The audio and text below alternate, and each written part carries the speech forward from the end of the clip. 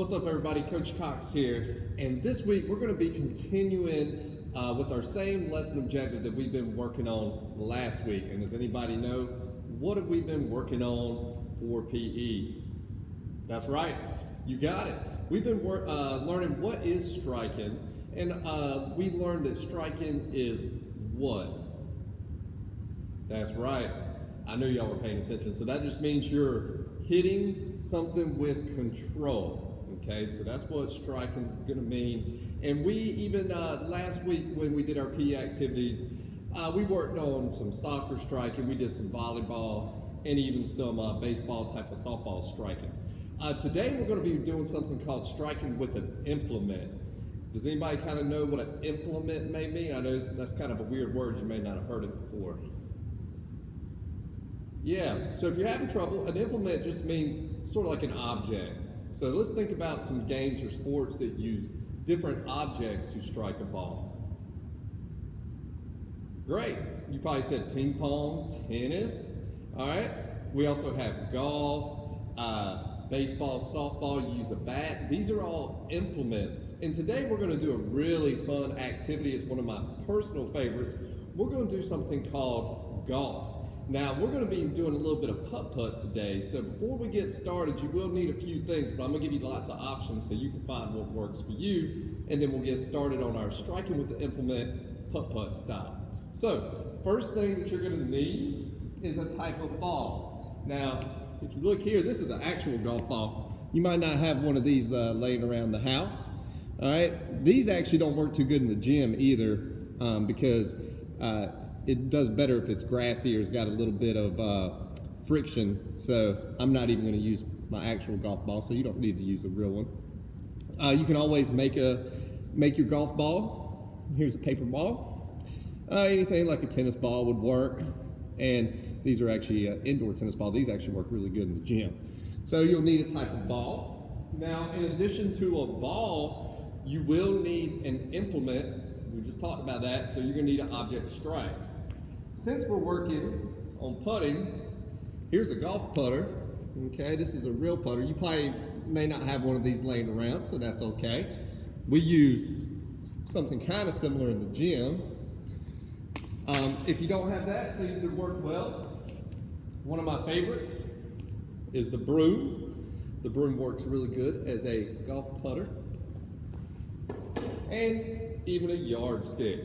If you don't have any of these implements, then what you can do for this activity is use the inside of your foot like we did last week, and you can play foot golf or soccer golf if you can't find an implement to strike your golf ball with. Now, the last thing that you'll need is a hole, because in golf, the object of the game is to get the little tiny golf ball into the hole. What I like to do, I just use the paper plate here, and I just cut out the inside, so you may need to get a parent or someone to help you if you're having trouble cutting out the inside. And this works really good as a golf hole. If you don't have a paper plate, things you can also use, you can use a cup, and what you'd have to do is kind of turn the cup on its side, and you might need to kind of prop it up against a wall or depending on where you are so it doesn't move, and you can try to put it into the cup. Another thing, if you have any sort of hoop, okay, this would obviously make the game a little bit easier because it's a much bigger hole, so you can decide what works for you. And here's my jump rope I made at the beginning of the year. If I just put this into a circle, I could also use this as a hole. So those are the three things that you'll need. So you'll need some sort of golf ball, you'll need a golf club implement to strike with, and a hole to putt into. So real quick, if you need to, pause the video, get your objects that you need, and then meet me back here, and we'll go ahead and get started. All right, welcome back. So now that everybody has their equipment, the first thing we're going to work on is just using the correct putting technique and just practicing some little target putts. So what I'd like for you to do, and you can do this activity inside or outside, just set up your hole just a few big steps away from you. And if you're having trouble, you can always move it closer to you to make the game a little bit easier. Now what I'd like for you to do is to get your ball we're going to place the ball on the ground. And now I'm going to show you how to hold your golf club. Now this is going to depend on whether your right hand is dominant or your left hand. So I'm right-handed, so I'll show you that one first. So my right hand is my good hand. So the way I want to hold the club, let me get a little bit closer, is I'm just going to take my good hand and it's going to go on the bottom. And there's a couple different techniques, so you can kind of be a little bit creative with this, and there's lots of different ways to hold it. And now I'm going to put my bad hand, or in this case my left hand, on top. And I like to overlap my pinky, but you don't have to. The main thing to remember is you just want your dominant hand, your good hand, down low, and then my non-dominant or my bad hand goes up high. So now say your left hand's your good hand. All right, so I would get on the other side and I would just switch my hands. So now my left hand's down low and my right hand's up top.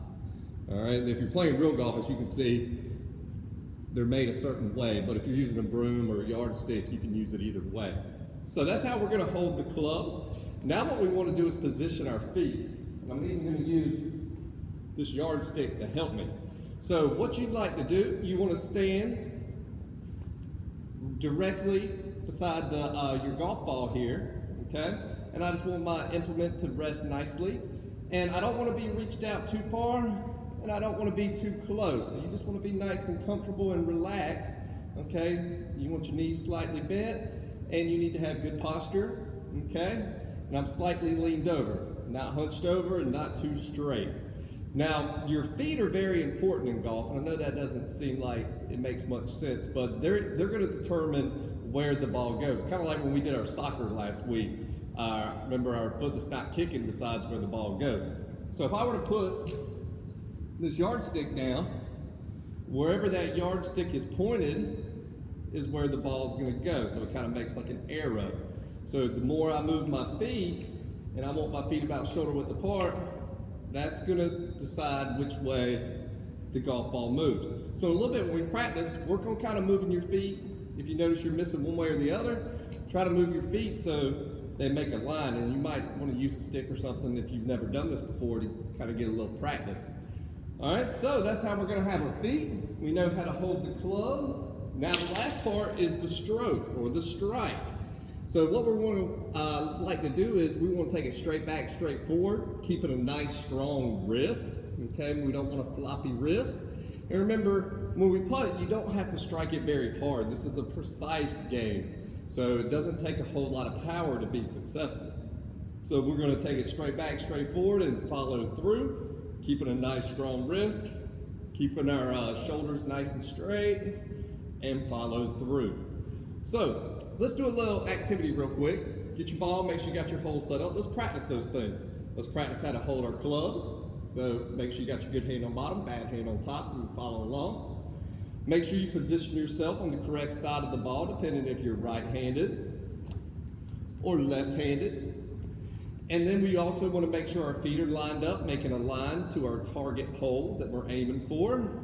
And then the last thing is we want to make sure our strike, straightforward, and then follow through, keeping a nice strong wrist. So let's get started. And I want to see, we'll just take some different strikes and see if you can make it into the hole. Remember what we worked on. See if you can go along with coach. And then I'll tell you, we'll do this for a couple of minutes. We'll practice, and then we'll do a real fun putt-putt game. So let's see if you can beat me. Ready and go.